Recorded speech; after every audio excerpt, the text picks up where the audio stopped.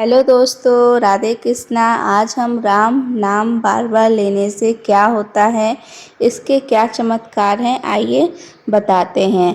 एक बार की बात है कि एक गांव में एक साधु रहता था।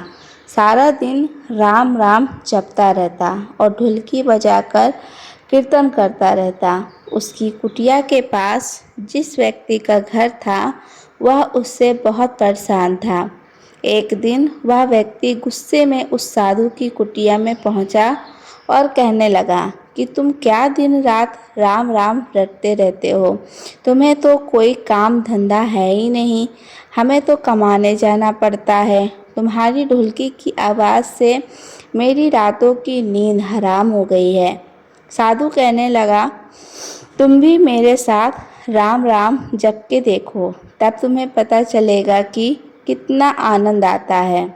उस व्यक्ति ने थोड़ी खींचकर कहा, अगर मैं तुम्हारे साथ राम राम जपता हूँ तो मैं क्या तुम्हारा राम मुझे खाने के लिए रोटी देगा।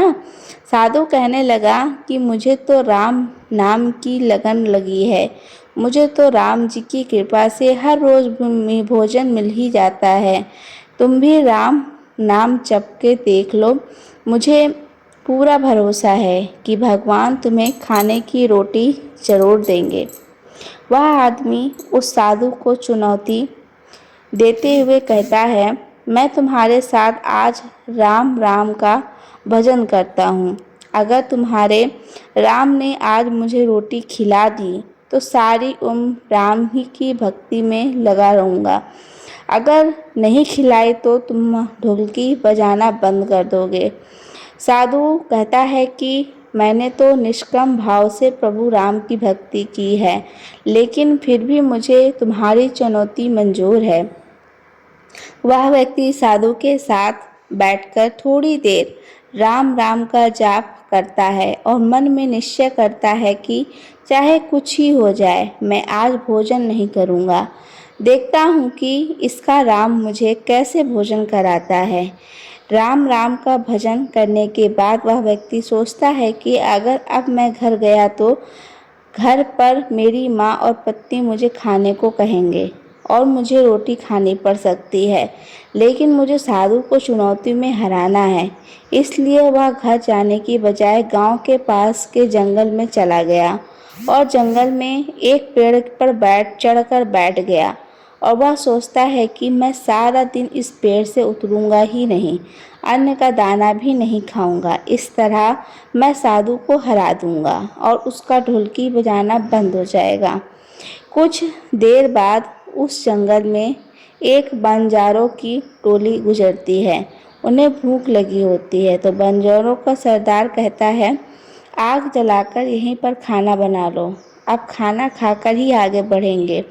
बाजरे उसी पेड़ के नीचे खाना बनाने लगे।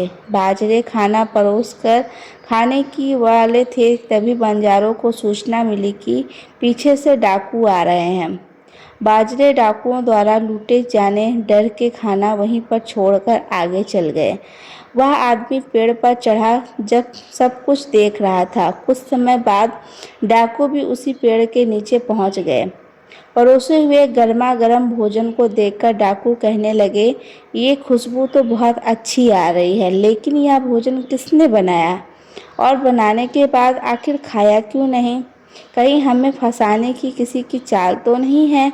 हो सकता है कि इस भोजन में जहर मिला गया हो। उसी समय डाकुओं के सरदार की नज़र पेड़ पर बैठे उस व्यक्ति पर पड़ी। वह उसे तुरंत नीचे आने का आदेश देता है। पेड़ से उतरते ही डाकू उस व्यक्ति को पकड़ लेता है और उससे पूछता है कि हमें मारने के लिए क्या यह भोजन तुमने बनाया है। वह बेचारा मित्र कहता है, यह भोजन मैंने नहीं बनाया है, इसमें जहर नहीं है, यह भोजन बंजारों ने बनाया है। आपके आने की खबर सुनकर वह भोजन छोड़कर यहीं से भाग गए। लेकिन डाकुओं ने उसकी बात का विश्वास नहीं किया। डाकू उस व्यक्ति से कहते हैं कि अब तुम्हें यह भोजन खाकर दिखाना पड़ेगा, क्योंकि हमें लगता है कि तुमने ही यह भोजन बनाया है और हमें मारने के लिए इसमें जहर मिलाया है। अब तुम ही सबसे पहले यह भोजन खाओगे। लेकिन वह व्यक्ति बराबर इस जिद पर अड़ा रहा कि मैं यह भोजन किसी भी कीमत पर नहीं खाऊंगा। यह बात सुनकर डाकू को शक और गहरा हो गया। वे बंदूक की नोक उस व्यक्ति के सीने पर रखकर कहते हैं, तुझे यह भोजन खाना ही पड़ेगा, नहीं तो गोली खानी पड़ेगी। मजबूरी में वह व्यक्ति भोजन खाने लगा और साधु की बात याद करके उसके आंखों से आंसू बरस रहे थे। अब उसे विश्वास हो गया थे कि उन बंजारों को या इन डाकुओं को राम जी ने ही भेजा है। भोजन करने पर जब उसे कुछ नहीं हुआ तो डाकुओं ने उसे छोड़ दिया और वह सीधा उस डाकू साधु के कुटिया में पहुंचा और साधु महाराज के चरणों में गिरकर उन्हें सारा वृत्तांत सुनाया, उनसे क्षमा मांगी। अब उस व्यक्ति को साधु से भी ज़्यादा राम नाम की लगन लग गई। उसने अपना पूरा जीवन राम जी को समर्पित कर दिया। जय श्री राम, जय हनुमान। तो ये थी कहानी जो हमने आपको सुना। राम नाम जपने से क्या होता है, ये थी कहानी। आज यहीं पे समाप्त होती है। तो दोस्तों, अगर आपको ये कहानी पसंद आई होगी तो हमारे चैनल को सब्सक्राइब कर लीजिएगा, वीडियो को लाइक कर दीजिएगा, जिससे कि हर रोज़ वीडियो आप तक आ सके।